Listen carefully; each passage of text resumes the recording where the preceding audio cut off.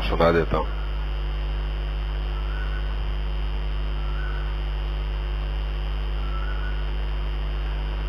اور مجھے الطاف صاحب نے یہ کہہ کر کے میری تقریر آسان کر دی ہے کہ بھئی کسی مخصوص موضوع میں آپ کو رہنے کی ضرورت نہیں ہے. کیف ما اتفق، جو زبان پہ آئے بولا کرو. تقریر کے لیے تیاری کی ضرورت نہیں ہے. جو اللہ دل میں ڈال دے وہ بتا دیا کرو. اس سے آسانی ہوتی ہے. حضرات میں دیکھ رہا تھا ایک کتاب میں ہمارے بزرگوں میں ایک بہت بڑے بزرگ گزرے ہیں، مالک بن دینار رحمۃ اللہ علیہ، بڑے اولیاء میں سے ہے.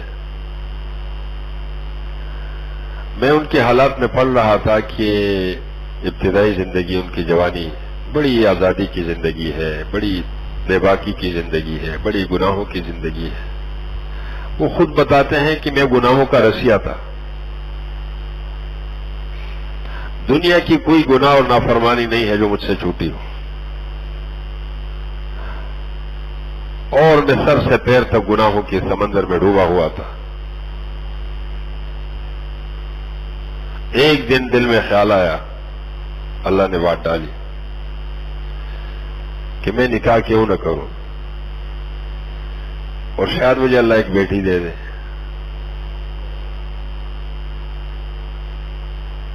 اس غرض سے میں نے نکاح کیا اور مجھے اللہ نے ایک بیٹی دے دی. میں نے اس کا نام فاطمہ رکھا.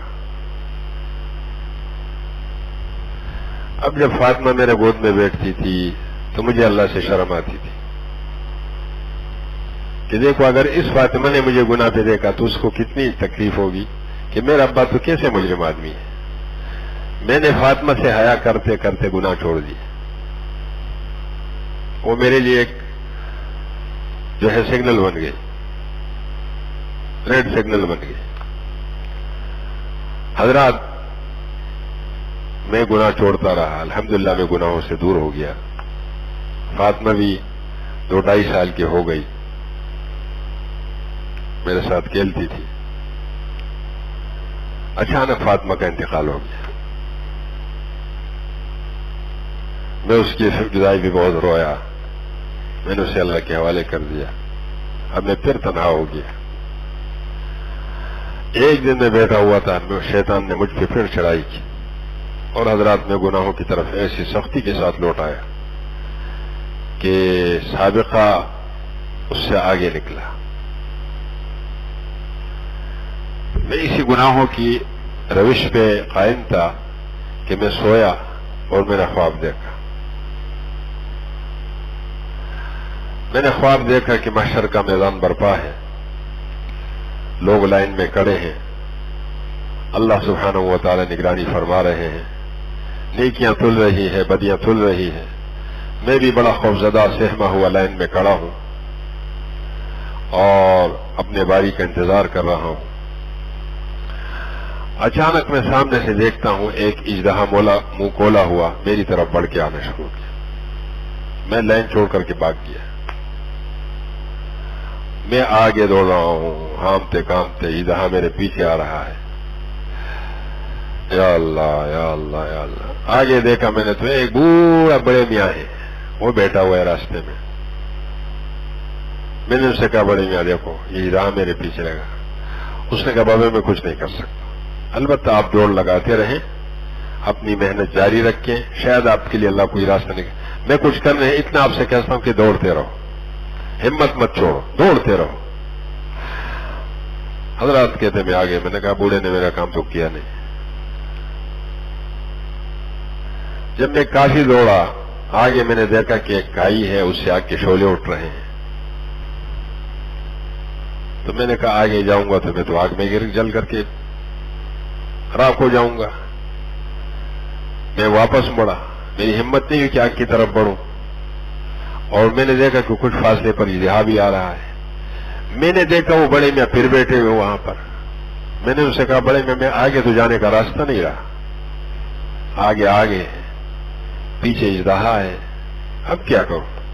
اس نے کہا پہاڑی کی طرف بھاگو. جو پہاڑی ہے نا دائیں طرف اس پہاڑی کی طرف بھاگو. کہتے میں پہاڑی کی طرف بھاگا, تھوڑا چڑھا, دیکھا اوپر بچے کہہ رہے ہیں, اور وہ بچیاں چیخنے لگی, فاطمہ ابا کی, ابا کی, ابا کی, ابا کی, فاطمہ ابا کی, فاطمہ تیرے ابا آ گئے, فاطمہ تیرے ابا آ گئے. اور فاطمہ دوڑی آئی اور مجھ سے رکھی. میں نے کہا فاطمہ میرے پیچھے سانپ تھے, کہاں ہے؟ میں نے کہا وہ ہے. کہتے وہ سانپ کی طرف دوڑی اور جا کے سانپ کو چماٹے ماری. چلو واپس, میرے ابا کے پیچھے بھاگا, چلو. وہ سانپ واپس ہو گیا اور وہ بچی میرے طرف آئی اور میرے گود میں بیٹھ گئی.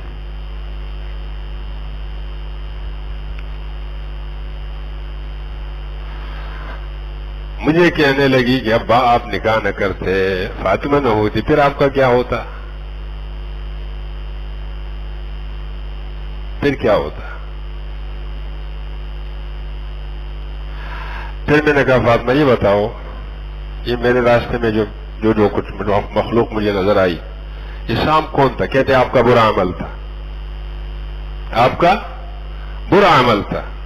میں نے کہا بوڑھا, کہتے آپ کا نیک عمل تھا, لیکن آپ کا نیک عمل اتنا کمزور تھا کہ وہ بے بس تھا اس کے سامنے, اس طوفان کو روک نہیں سکتا تھا, اور یہ سانپ آپ کا برا عمل تھا. البتہ میں آپ کے لیے تحفہ ثابت ہوئی کہ اللہ تعالیٰ ہماری بڑی عزت کرتے ہیں. ہم ننھی منی مخلوق ہے, کمزور مخلوق ہے, ضعیف مخلوق ہے, اللہ ہماری بڑی عزت کرتے ہیں. بچوں کی اللہ بڑی عزت کرتے ہیں, ضعیفوں کی اللہ بڑی عزت کرتے ہیں. اس لیے حدیث میں آتا ہے هل تکرمون وترزقون الا بضعفائکم, تمہاری جو عزت کی جاتی ہے, تمہارا جو اکرام کیا جاتا ہے, تمہیں جو رزق دیا جاتا ہے, یہ تمہارے کمزور طبقے کی وجہ سے. کہتے کبھی روزانہ یہ آسمان, یہ سمندر اللہ سے اجازت مانگتے ہیں کہ ان نافرمان اور سرکشوں پہ ہمیں دوڑنے دو, ان پہ چڑھنے دو. لیکن اللہ تعالیٰ جب اس معاشرے کی کمزور بے بس مخلوق کو دیکھتے ہیں کہ اس میں تو کمزور بھی ہے, بچے بھی ہیں, بوڑھے بھی ہیں, بیمار بھی ہیں, بے بس اور بے کس بھی ہیں, تو اللہ تعالیٰ ان کی عزت کرتے ہوئے ان سرکشوں کو اللہ چھوڑ دیتے ہیں. اور یہ کمزور طبقہ ان طاقتور سرکشوں کے لیے آڑ ہے, پناہ ہے اور تحفظ ہے. اللہ اکبر. حضرات, میں آپ سے عرض یہ کر رہا تھا کہ اس وقت ہمارے گناہوں کا طوفان ہمارے دروازوں سے ٹکرا رہا ہے. اس وقت ہمارے سرکشیوں کا طوفان ہمارے مسجدوں سے ٹکرا رہا ہے. اس وقت ہمارے گناہوں کا طوفان وہ ہمارے سینوں سے ٹکرا رہا ہے. گناہوں سے قومیں پلی نہیں ہے, بڑی نہیں ہے, توانا نہیں ہوئی ہے, آگے نہیں بڑھی ہے, ترقی نہیں کی ہے, عزت نہیں پائی ہے. یہ تو سب تباہی کے راستے ہیں. اللہ اکبر. حضرات, میں آپ سے یہ عرض کر رہا تھا کہ رمضان ہمارے لیے کیا ہے.